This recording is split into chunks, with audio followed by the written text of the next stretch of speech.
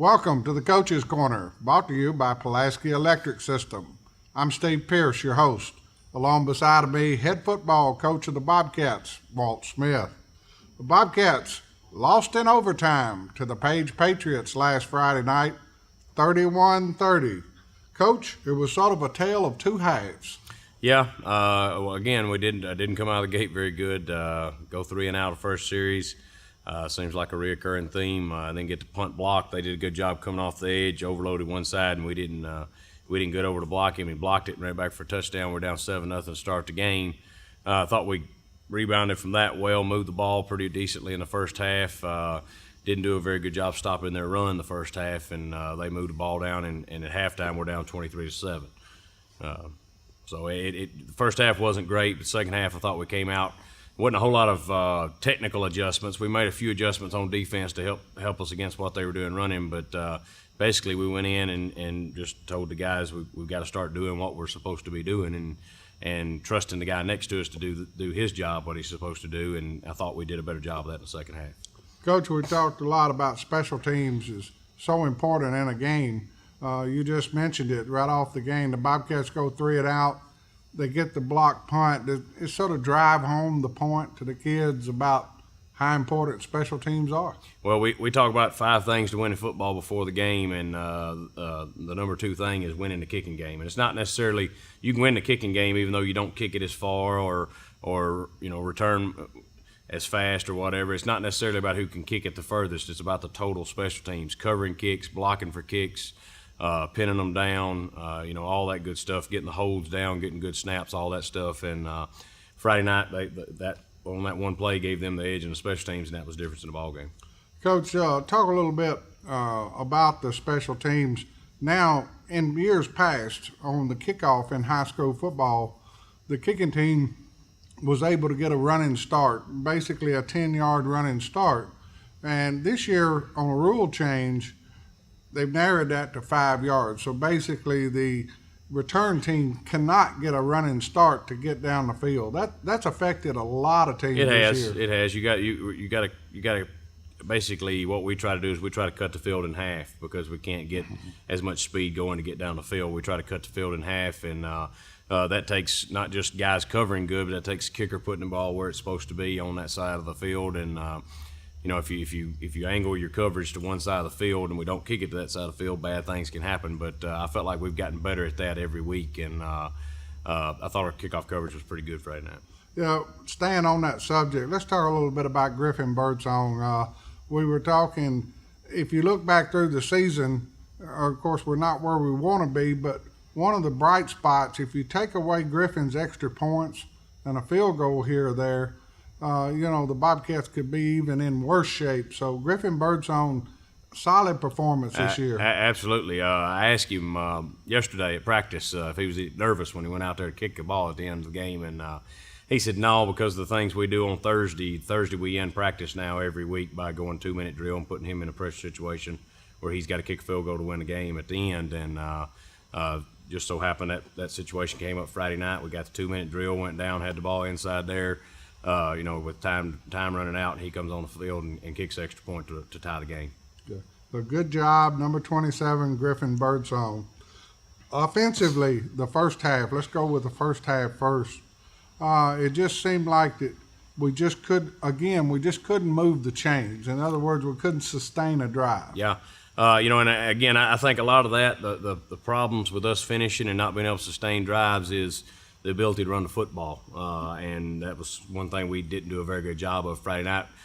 We had a couple of good runs and we strung a couple of good runs together at times, but for the game, I felt like we should have ran the ball a little bit better on them, and we didn't do a very good job of it, and which kind of made us one-dimensional. And when you get down inside the 20, inside the 30 and 20 on teams, you've got to be able to run the football to punch it in because the field gets shorter and less room to run those routes and get open. And we've still got to do a better job up front, moving people so we can run the ball even when people know we're running the ball. Coach, what do you work on in practice as far as leg drive? You just mentioned it. You got the initial block, but that secondary block and driving that person, staying with your man, what are some of the things you work on in practice? Well, obviously pushing the sled is one thing for leg drive that we do, and I felt like we did that a couple weeks ago and got better at it. And I think against Chevrolet, I thought we got a lot better at it. But last week it was we came off the ball really well and would initiate the contact with the guy. But Paige did a really good job getting off our blocks, and that was partly they did a good job of it, and partly we didn't do a good job working our butt around and taking advantage of angles that we had. We let a couple guys cross our face a couple times, and a couple guys get separation from us. That's what defenses want to do, is they want to get separation from that offensive lineman where you can't grab him in there and hold him, and they were able to do that and get off blocks and make some plays to stop some 3 or 4 yard gains from being 9, 10, 12-yard gains. You know, a young offensive line, you get to watch film like that. You look back at the Shelbyville game and you look at that game, you know, it's got to help them being able coming in on Sunday afternoon to see that difference. It does. It does. You know, we got Mackenzie Majors is the only senior up there, and he's actually lost about 25 pounds from where he was last year. So he's having to attack blocks a little bit differently just because he's a little lighter in the seat to do things. But again, it's just still trying to find that right combination. I feel like we've got some good running backs, and I feel like we've got some good linemen. We just we've got to find the right combination of those guys to make things click on Friday night. And we'll carry it right over to the defensive line. You shuffled a lot of guys in the other night, Coach. Yeah, we probably played more defensive linemen last week than we have since I've been here. I think we probably went 3 deep at just about every position on the D line. Again, trying to find that right combination and trying to find guys to do, you know, to fit within the system. We've got a bunch of guys right now that are trying to make plays, and it's one of those situations where when things aren't going great, you have a couple of guys who try to step up and be leaders, so they try to go step up and try to do too much, and that causes them to let down a little bit on their assignment, and sometimes that ends up costing you. And that's what we talked about this week, is we can't worry about everything in the defense. We've got to do our job and then go make plays within our job on the defense. Coach, a very exciting night. The Bobcats donning pink uniforms for the Breast Cancer Awareness Night, sponsored by the Farm Bureau, and just an absolute great atmosphere. Huge crowd at Sam Davis Park, Jack Deere Field. You know, it was just a wonderful atmosphere. It was, you know, and it's always good. We talk all the time about we're trying to make, you know, quality young men, not just football robots. And I felt like Friday night was one of those situations where we did that a little bit. Our guys got to see. I know Miss Gail, it made her night was something she told me she'll never forget. Being able to run out with the kids like that, and you know, raising some money to help a good cause is also always good. Yeah, you just mentioned it, Miss Gail. When you go over at Giles County High School and you walk in, she's going to meet her right there on the right. Mm-hmm. One of the nicest, sweetest people, and you hear students whenever they talk about people at the high school and teachers and what have you. Miss Gail's name always comes up. Absolutely. She takes care of our kids, football guys. She'll buy them Gatorades throughout the week, make some brownies and things like that for the weekend. I mean, just no telling how much she spends trying to take care of those boys, and does a good job of it. Commitment to the kids. The Bobcats come out the second half. It's like a totally different ball club, Coach. Yeah, you know, again, at halftime, my wife asked me after the game, she said, y'all weren't in the locker room very long at halftime, and I said, what'd you tell them? And I said, well, there wasn't a lot of stuff we could tell them. We made a couple of minor adjustments with the defensive front and linebackers, basically just kind of called on the O-line and D-line and said, y'all, you know, if we're going to turn this thing around and come back here, y'all are going to be the difference.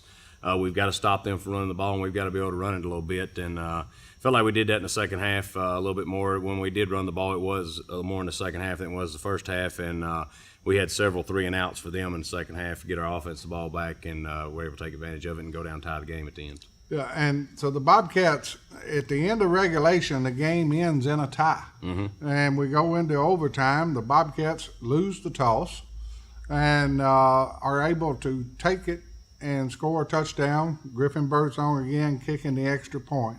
Yeah, and go up 7. Go up 7. And then Page comes back and they score a touchdown. and then they decide to go for 2. Pretty gutsy call by the Page Patriots staff. Yeah, a lot of coaches will do that. If you the rule of thumb is if you're on the road, go for the win. If you're at home, go for the tie. That's not necessarily what we used. We just knew we had a sure thing with Griffin going in there. Or it has been a sure thing all year, and wanted to go ahead and put the pressure on them. Hopefully, keep them out of the end zone, but definitely make them score a touchdown and kick the extra point to tie us. And their first 2-point conversion, I thought we had pretty good coverage in the corner of the end zone. Blake Gentry and their wide receiver were battling for the ball, and we ended up getting called for interference there, which gets them half the distance. They got the ball to 1.5 then, and then we call a stunt off the edge right into their play, and the guy just kind of falls off the tackle and gets the ball just barely over the goal line. And again, boils down to they made one more play than we did at the end. That was the difference in the ball game. You talked about the interference call, Coach. It sure did look like our defender was on the inside jumping for the ball there. Yeah, that's one of those fades in the back of the end zone, especially late in games. You could probably call interference on both sides on every play, or not call it on every play, and that guy just decided to call it on that play, and it was a big difference in the game. So the Bobcats come up short last Friday night. The final score, 31-30, the Page Patriots. Coach, Monday night we had a JV game against Marshall County. You got to be happy with the progression of your JV from the Lawrenceburg game earlier in the year to last night. They've shown a lot of progress. Absolutely. We got some good young guys. Got a couple young guys playing on Friday night, but also got some other young guys that just aren't physically quite ready to play on Friday night. But we know they're going to be good football players with another year in the weight room to get them a little bit more, strength wise and speed wise, just to get them up to par with the varsity guys. But they've gotten better every week. Felt like last night was definitely their best game of the year. We didn't punt at all last night. The offensive line basically took over them, and Cliff took over the game and kind of pounded and just ran the ball. Thought Trent did a really good job, made a few key completions, and actually threw the touchdown for the go-ahead touchdown in the end there. Elias Whitsitt, another little sophomore, helped us out right there catching the football in the end zone there. The young guys are really doing what they're supposed to do, and then just, again, another year in the weight room. I think they'll be ready to go on Friday night. Well, there you go. The JV, the junior varsity Bobcats, a victor over Marshall County Monday night at Sam Davis Park, Jack Deere Field. Well, Coach, moving on to this week, a tough opponent coming in to face the Bobcats. You've got Division II private school, Innsworth. Some people call them the University of Innsworth. Yeah, they're definitely good as advertised. I want to say they're maybe not as good as they were last year, simply because their record and some of their scores aren't as good as they were last year. But I don't know if that's just because those other teams are better, or whether they're as good as they were last year or not. They're still a really good football team. They're going to put a bunch of guys in to play on Saturdays next week, and they'll have several guys going to play on Sundays. And definitely an uphill battle for us. And what we've talked about to the guys this week. And it's an approach we've got to take. I know it's cliche, but it's an approach we've got to take the rest of the year. We've got to be a better football team every day when we come off the field. I guess maybe focus more on one play at a time, one day at a time, instead of worrying about the final score and the final record and all that stuff, and work more on just getting ourselves better play by play, day by day, week by week. Coach, what do you see from Innsworth offensively? Historically, they've been more of a power running team. Do you still see that in Yeah, there? they're still, that's what they want to do. They're going to line up with 2 tight ends a lot and try to run at you. A lot of times it's not 2 tight ends, it's 3 tackles and a tight end. The other tight end's a tackle, an extra tackle that they bring in. But they want to run the football. They are throwing it a little bit more this year. They're in the shotgun a little bit more, trying to spread it out and throw it. I think just they're trying to get a little bit more diversity on offense, so that when they play teams that can match them talent-wise, that they have an answer for them, and that makes them. That's why I say I don't know if they're as good as they were last year, but they're a little more diverse on offense, which makes them a little bit harder to stop. And defensively, they're solid. They're always going to be in the right place, and they got some really good players over there too. The Bobcats, the big thing, the Bobcat fans, they turned out great the other night and was really loud, especially in the second half.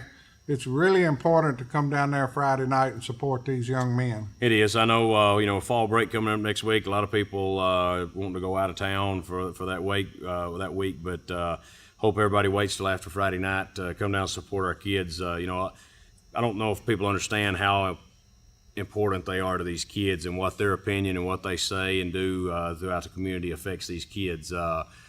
These kids, put in a lot of hours, sweat, and tears. They do it for themselves and for their team, obviously, to win games, but they do it for this community, trying to make this community proud and represent them well on the state level, and it means a lot for them, for the fans to be there.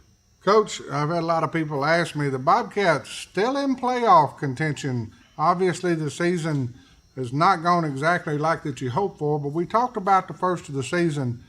Pretty much every team on our schedule this year was going to be better, Yep. and we knew it at the start of the year than they were last year, and that's pretty much true to course. It is, but like you said, the playoff hopes are still alive. Friday night definitely put us behind the 8 ball where we're going to have to win out in the district, obviously, to have a chance. But I feel like if we still take advantage and take care of our business in the district, we're gonna have a shot to go to the playoffs and possibly even get the 2 seed in the district. I think if we went out in the district, there very well could be a 3-way tie for that second place finish. So. Obviously we've got to play better. We keep saying that, and I'd say we're not that far away, and I still don't think we are that far away. We just got a couple of guys that need to get back to doing what they do best. And like I said, I think a lot of it on the defensive side of the ball is we've got 2 or 3 guys trying to do everybody's job, and we've got to get away from that and do our job and hope everybody does their job and get those guys in position to do their job. And then offensively, getting Doc back healthy is going to help us for sure. I think Friday night was his best game all around for sure. He was back to about 90% Friday with his hamstring, and getting him back is going to definitely help us and just continue to get better up front and running the football. Well, there you go.